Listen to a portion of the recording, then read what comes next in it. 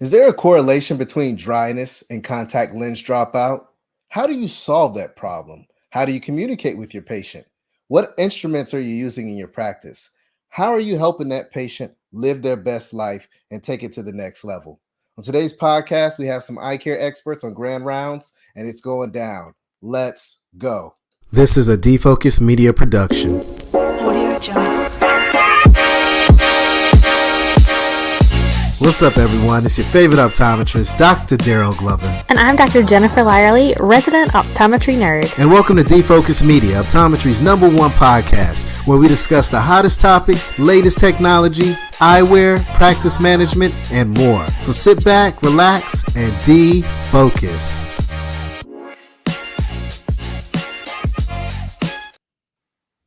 What's up, everyone? It's your favorite optometrist, Dr. Daryl Glover. Super excited for another rounds of grand rounds with eye care experts, and we definitely have some experts on the panel today. I want to give a special shout out to my colleagues, my friends, my family over at Johnson & Johnson for helping us put this together, but most importantly, making an impact in the eye care industry.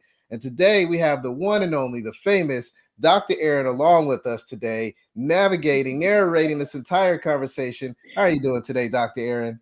I'm great. Thanks for having me back, Daryl. Awesome. Thanks so much for being a part of this, and thanks for giving us your expertise and always putting together an amazing grand rounds.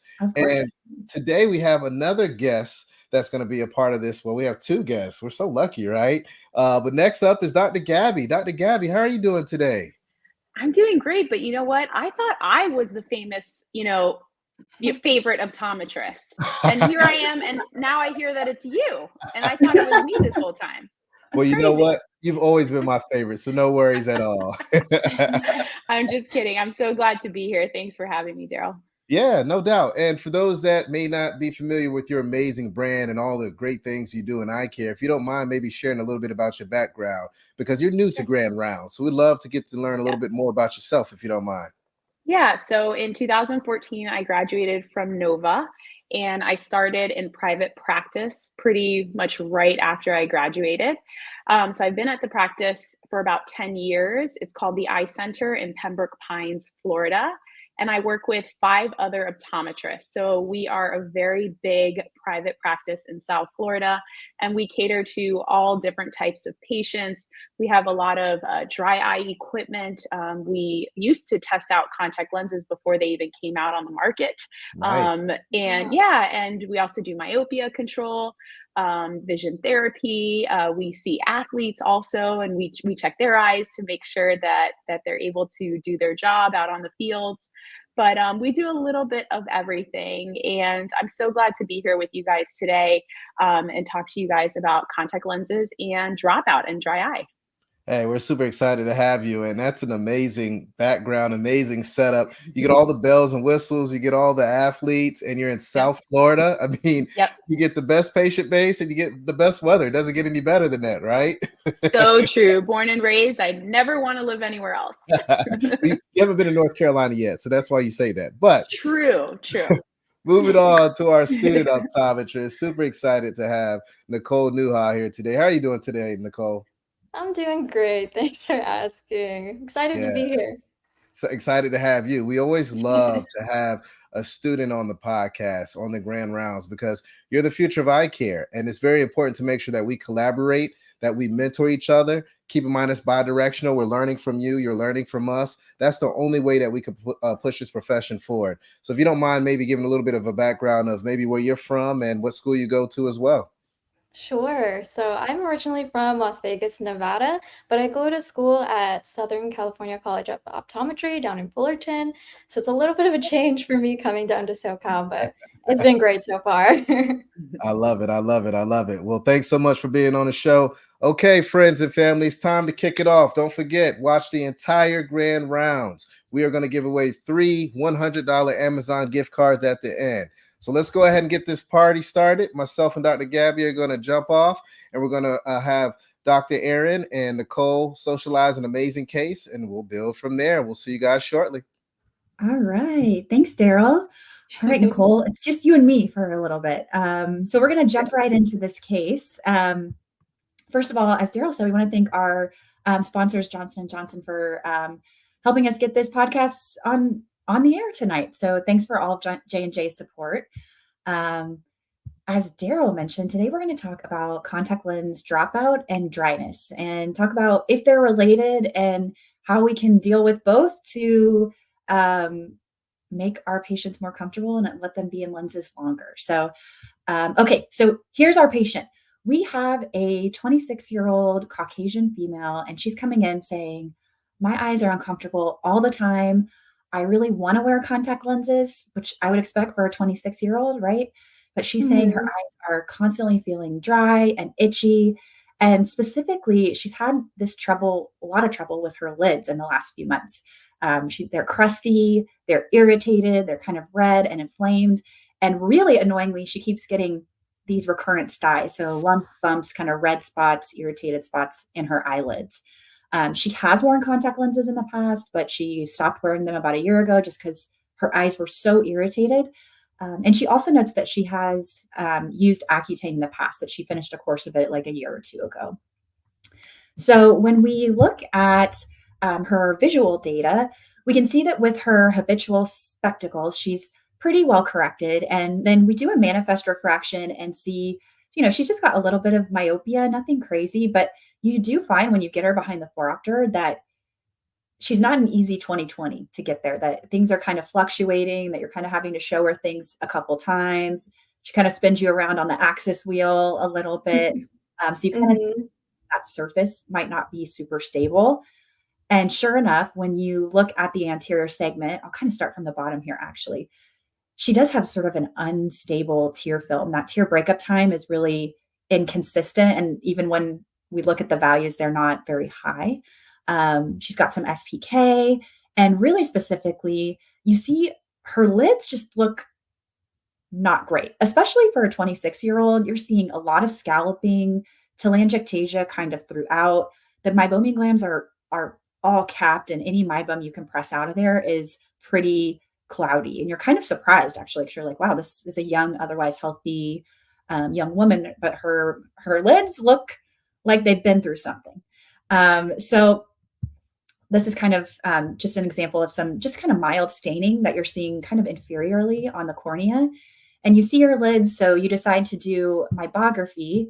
A great tool to do meibography in practice is the LipiView instrument. So this is a meibographer that allows us to view the superior and inferior meibomian glands.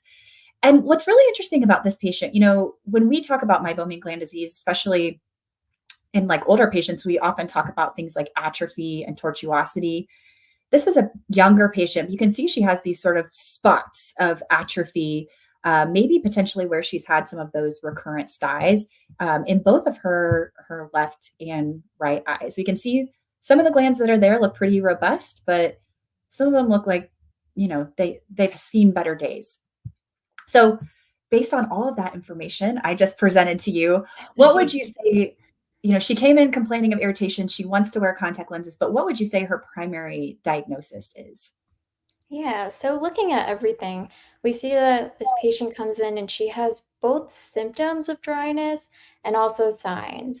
And then signs, reiterating kind of what you said, was the vision. Her vision was a little bit fluctuating because of her unstable tear film. And then looking at the health, we see a lot of like meibomian gland issues. We're seeing the atrophy, the tortuosity that we don't typically see in someone this young, which may be because of the Accutane use, because the Accutane might target those sebaceous glands, like also in our eyes. So maybe that could be a culprit for that. And also looking at the telangiectasia, that may be a sign of ocular rosacea, which could also contribute to some of the inflammation we're seeing. Based on those findings, I would say that this patient has meibomian gland disease in both of her eyes, and that's probably causing a lot of that dryness and discomfort.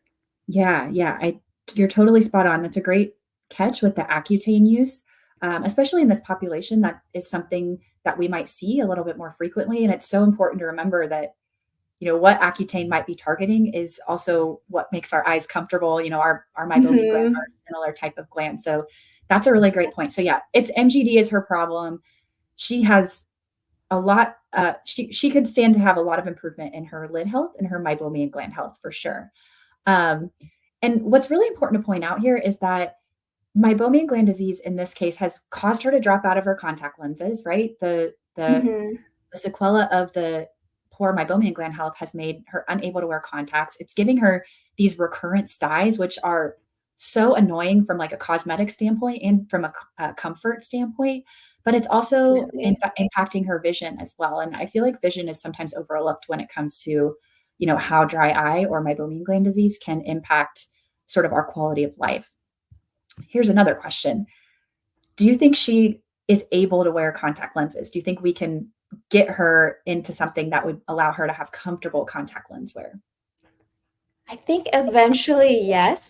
Focusing on that word comfort, it probably won't be the most comfortable right now, given that she does have a lot of inflammation. She doesn't have a really good routine to keep up her lid hygiene or to reduce some of those symptoms of dryness. But if we target those first, then I think eventually, yes, she can be fit into a contact lens comfortably. For sure, for sure. Yeah, I think that initially when you diagnose, especially pretty moderate to maybe even severe meibomian gland disease like this, especially in maybe a young patient who really wants to be in contact lenses, you're really tempted to say, let's start treating, but also I'll throw a lens on your eye. Um, Mhm. but knowing that meibomian gland disease is such a chronic kind of forever condition, I like to kind of pump the brakes on introducing the contact lens and make sure we establish a really good treatment regimen, or foundation initially. And then we can introduce contact lenses as we see the ocular health improve. So my sort of steps or my kind of thought process for a patient like this, as I'm thinking about how she's going to achieve comfortable lens wear, is get that treatment plan, get the patient on board with the treatment plan, and then select a contact lens once we see improvement. So for this patient, what that's going to look like, and this always, I feel like with patients, this always feels like sort of the least exciting part is me kind of telling them, hey, I need to get you on the regimen. I need to change your habits so that you're doing things every day to help maintain and encourage good meibomian gland health. And that's going to start with lid hygiene, and proactive lubrication. I know actually I've talked about this on Defocus in the past. I always talk to my patients about proactive instead of reactive lubrication. So making sure patients are putting in artificial tears, whether their eyes feel dry or not. So certainly you can use artificial tears when your eyes are feeling really dry in the middle of the day, but you should be putting them in at regular intervals to sort of establish a healthy tear film so that you don't get to those situations where you're kind of wanting to claw your eyes out.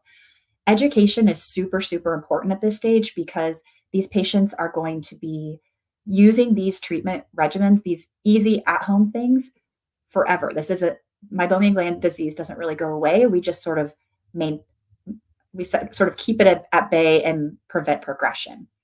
So we'll have a discussion and education about lid hygiene and proactive lubrication, but she is feeling uncomfortable. She's pretty uncomfortable today. And so we can do something to make her feel better today. She came into the office, feeling uncomfortable. So we need to make her feel better. And steroids can really help with that.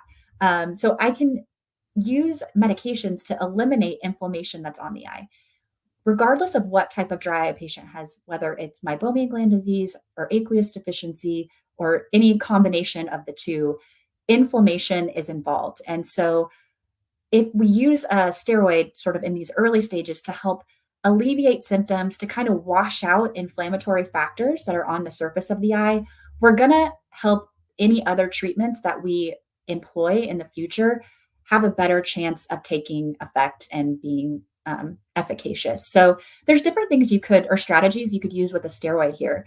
I know sometimes depending on what market you're in, sometimes certain steroids are more accessible than others, or depending on what insurance a patient might have. You could hit her with a strong steroid like Pred Forte. We could do something like QID for a week and then taper off over the next week. I oftentimes do a 4 to 6 week taper with a softer steroid like Lotemax or loteprednol. Either would be appropriate, but again, the thought is that we're trying to just kind of do a clean sweep of the ocular surface, get all of the inflammation out of there so that her at-home treatments can be effective, and also so that if and when we introduce a contact lens, it's comfortable for her. That makes sense. So we're going to see her back in a couple of weeks. And if we see improvement, then we can talk about other treatment options and or introducing contact lenses. So we see her back a couple weeks later. She's just stopped the steroid, and she says she actually feels about 50% better. So better, or 50% better is better than 50% worse, right? So I'm going to count True. that as a success, but we've still got a long way to go. She's still interested in contact lenses, but again, I'm going to pump the brakes a little bit here on the contact lenses. We just stopped the steroid. I don't really want to introduce a contact lens that might kind of re-inflame the surface. Let's kind of maintain our at-home habits and maybe consider an in-office treatment today. Before we reintroduce the contact lens, think about something that we could apply or employ that would allow her to get continued relief. I oftentimes like to use a treatment like LipiFlow, a thermal pulsation treatment, after the patient has spent a few weeks sort of doing the initial cleaning in and around the eyelids. I feel like the patients can get a more bang for their buck if they, wait to use LipiFlow after they've done a little bit of at-home cleaning. And so she's in a great position right now to do LipiFlow, which is sort of going to be a deep clean of the meibomian glands and kind of getting any backed up meibum out of there. So we'll do that today. She might still want to be in contacts today, but I'm going to say, let's hold off just a little bit longer. I want to make sure we get that surface nice and calm, but keep doing the tears, keep doing the hygiene. I also feel like this message drives home to the patient, hey, this is important that you keep up with these habits. So this kind of slide is talking about why we're not going to try contact lenses today. Again, as I already said, sort of, we're just kind of treating that surface and the lids with kind of kid gloves and making sure we're not doing anything to reignite or inflame the inflammatory system there. But when she comes back a few weeks later, she's still reporting improved symptoms. She's got great compliance with that lid hygiene and the proactive artificial tear use, which I would argue over the 6-week period, just having this repeated education and touch point of reminding her of why that's so important has helped with that compliance. But she is like, I'm over it. I'm ready to wear contacts now. So this is when we're going to bring the contacts in. And this is where I'd like to bring Dr. Gaby in, because this is actually her patient. And so Dr. Gaby, can you talk to us about how you might, after you've led this patient through this treatment process, how you might choose a contact lens for her and what factors you might consider as you're choosing that contact lens? Yeah, so I think it's important first to understand that when we take a lens out of its solution, it's like a sponge. So it's fully hydrated. And as you wear that lens over time with normal evaporation, due to excessive computer use or ceiling fans, that lens is going to dehydrate. And where is it going to pull from? It's going to pull from your tears.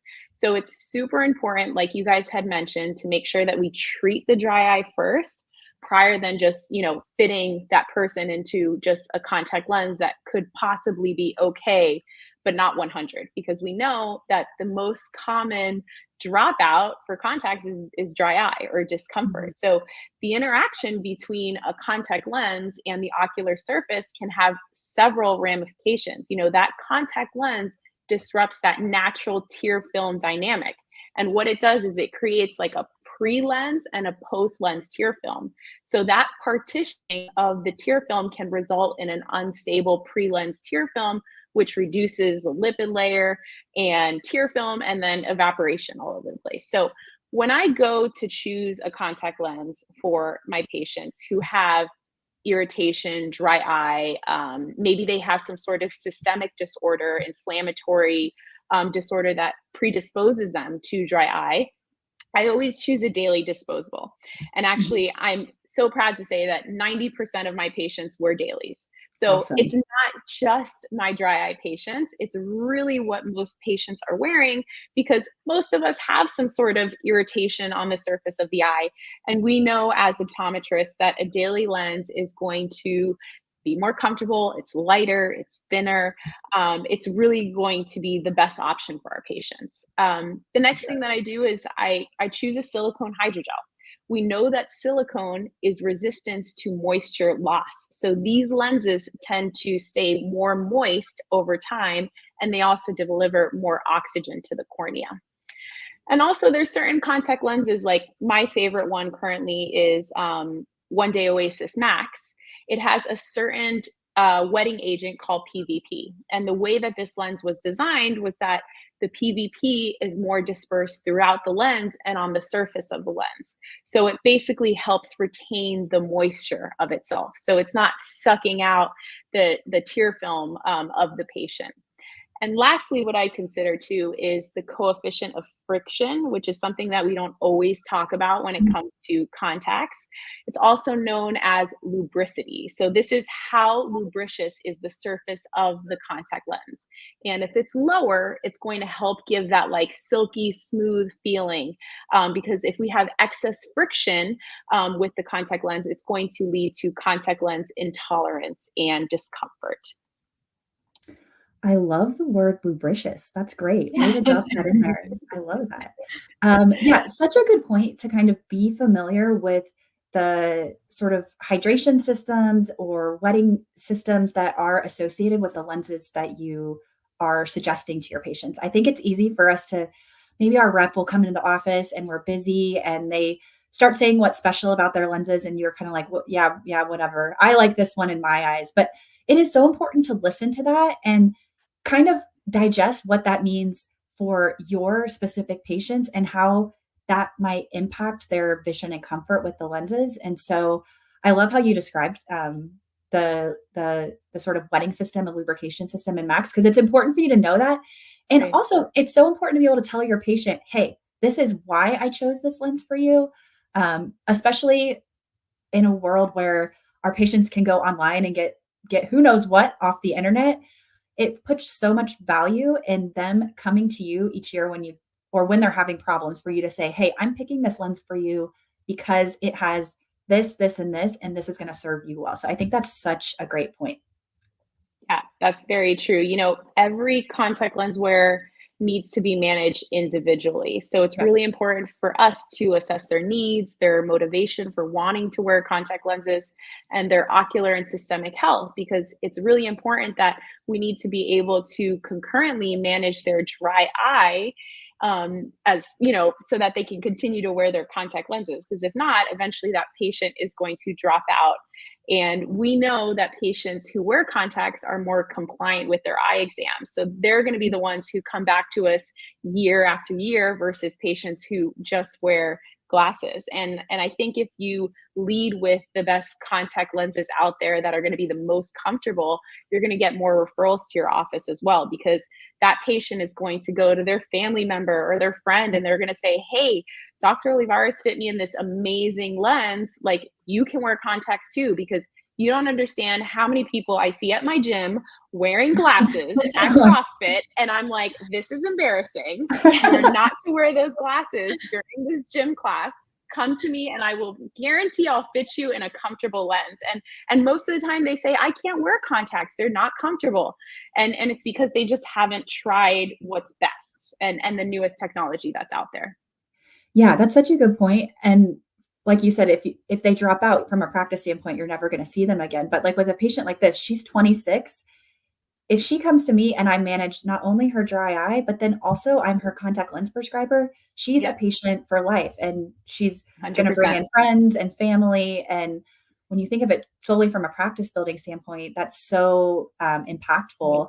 And again, you're doing something so valuable for her. You're not just treating the dry eye. You're not just throwing a random contact lens that you like at them. You're being thoughtful about both her dry eye management and her contact lens care, which is the whole package. And it's what we should all be doing. But I think most patients, as your friends at the gym probably illustrate, like, are not getting that kind of care everywhere they go. And so it seems obvious and easy, but not everybody's getting that care. So we need to just be thoughtful about how we're doing that. And what you said too, you know, this patient, and I think I showed you the review that this patient had put about our visit together. She had said that she was so depressed with these concurrent, you know, these styes that just kept coming up. And I mean, this is a young, pretty girl who she's a bartender. So, Yeah. she's got to be looking well for her, her clients. And it was really, really nice that she came back to me and she was like, listen, no one did what you did. And actually after we had done LipiFlow, she has been back since then. And I did mention some comments about IPL. We Yeah. did do IPL on her. We did do radio frequency on her. So she's then very, very happy and she's been able to wear her contact lenses. So it's been pretty awesome. Amazing. Yeah, she's definitely like the ideal candidate for IPL. And hopefully that'll keep her much healthier kind of long term. Yeah, all that telangiectasia is just asking for it. Yeah. Yep. Very true. Awesome. Well, maybe we can bring Daryl back into the conversation. Thank you for bringing me back. Yeah. What do you think, Daryl? Fantastic conversation. I mean, this is next level, right? I mean, we're getting into the science of dry eye. We're using instruments, equipment to really get in there and take care of the dryness. I learned a lot, and I have a couple of questions for you, Dr. Gaby. Number one, I thought I was, representing and doing a fantastic job with about, 75 to 80% of my patients being in dailies. And that's really good. That's really high.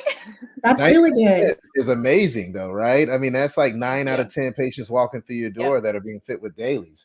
The question that I have for you is, how do you present this to your patients? I know with your dry eye patients, it's a no-brainer, right? Just due to, some of the things that you touched on earlier, but what kind of conversation do you have with those patients when they're in that chair? Yeah, so I think that when I visit different doctors' offices and I have different lectures and I think the most important thing that I can get across to their doctors is to make sure that you're speaking confidently. Because if you're confident about what that patient needs, they're more likely to understand, right? And want to go for it or spend the extra money for these contact lenses that are a lot more expensive than frequent replacement lenses. So what I say, I can tell you a story. I had a patient a while back that was in a monthly lens, and he came to me and he was like, I love my monthly lenses. I want to stay in these lenses. I just need to get a little bit clearer vision. So I said, okay. I was like, hold on.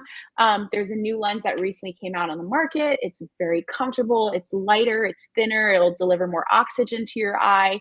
And overall, it's going to allow you to see better and more comfortably. I really want you to try it.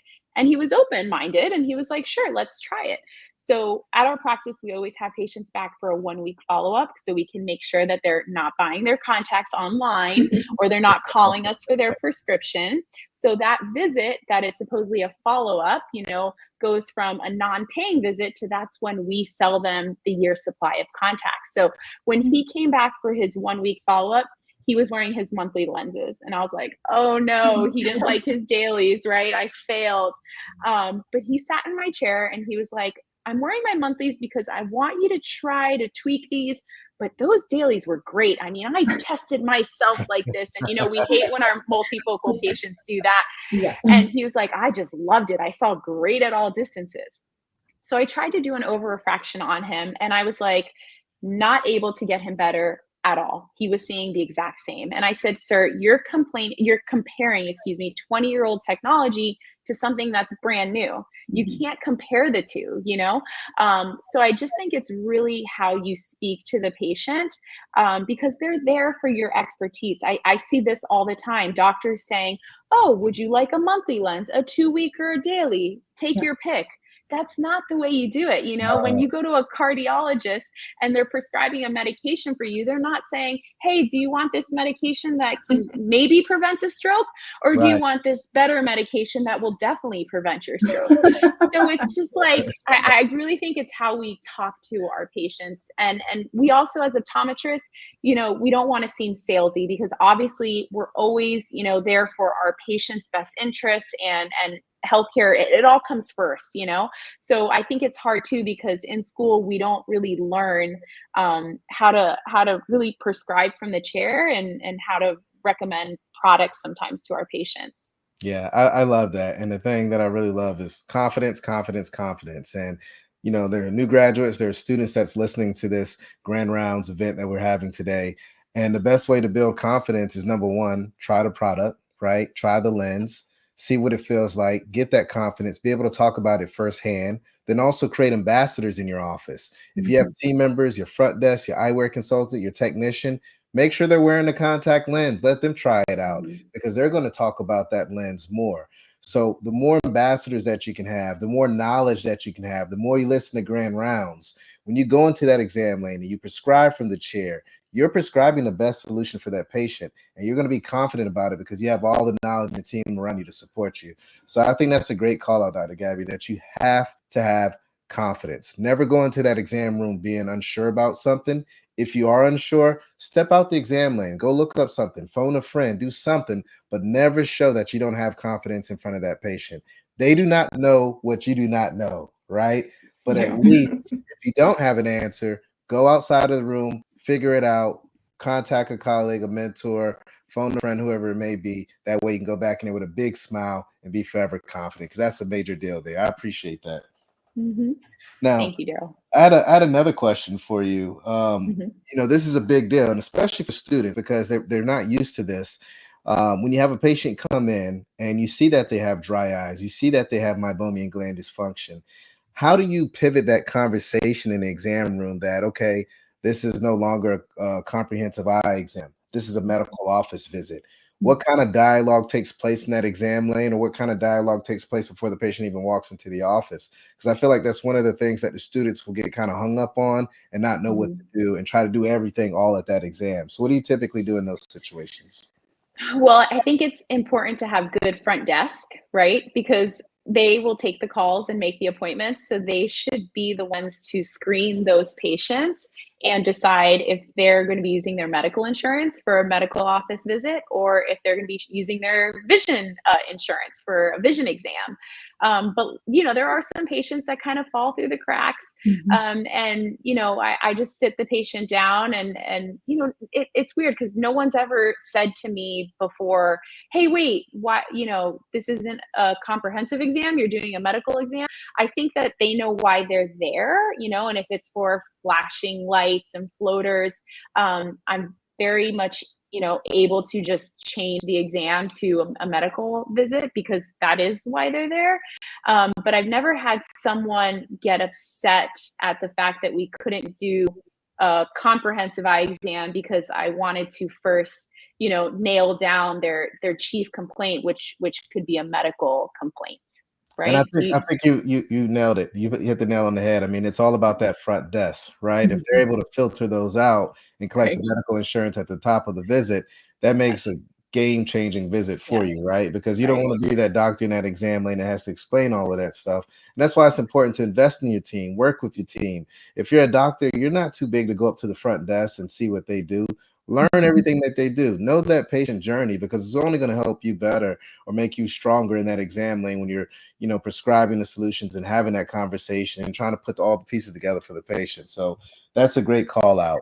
I have one last question. You mentioned athletes. I used to be a big sports person, but now I'm married. My wife likes reality TV, so that's all I watch. I don't get to watch. Same. Sounds familiar. Look, I can tell you everything about Married at First Sight. I can tell you everything about the housewives and all that other stuff.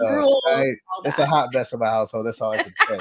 But you brought up athletes, and I'm curious to know, when you have an athlete versus a non-athlete, these products and solutions, especially that Max, do you have a different conversation, or is it still the same conversation with all these different walks of life? Because it seems like this lens is pretty powerful and it can really accommodate the needs for a lot of our patients that walk through the doors. But I'm curious to know, what does that conversation in that exam look like with those patients?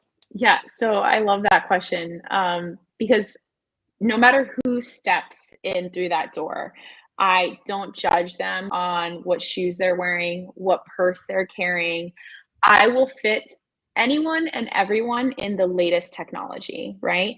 And everyone has some sort of disposable income. So it's not for me to decide as to whether or not they want to spend it on their vision and their eyes, So when it comes to glasses and contacts, I'm always recommending the best quality, the newest, latest technology that's out there, because I truly feel like that's what's going to help me get more success, right?